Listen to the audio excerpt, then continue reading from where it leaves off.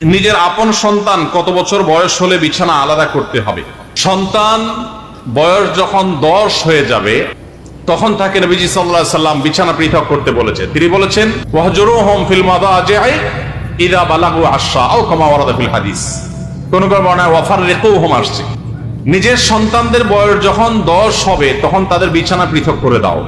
এক কম্বলে কাঁথার নিচে দুজন ঘুমাবে না, তখন আলাদা আলাদা হবে। যদি বিছানা পৃথক করা বলতে আলাদা খাট আলাদা চকিতে শোয়ানোর মতো আর্থিক সঙ্গতি না থাকে, তাহলে একই কক্ষেও যদি থাকে তো মাঝখানে পার্টিশন থাকবে, কোলবালিশ জাতীয় কিছু থাকবে, আলাদা কম্বল কাঁথা থাকবে, একই কাপড়ের ভিতরে বা একই কাপড়ের নিচে ঘুমাবে না।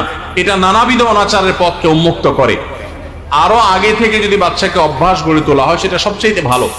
অনেকে আছেন এই বিষয়গুলোকে তেমন কোনো গুরুত্ব দেন না, অথচ এগুলোর কারণে বহু সর্বনাশা আমাদেরকে গ্রাস করে। বিধায় নবী সাল্লাল্লাহু আলাইহি ওয়াসাল্লামের এই নির্দেশটা আমাদের খুব গুরুত্বের সাথে মানতে হবে।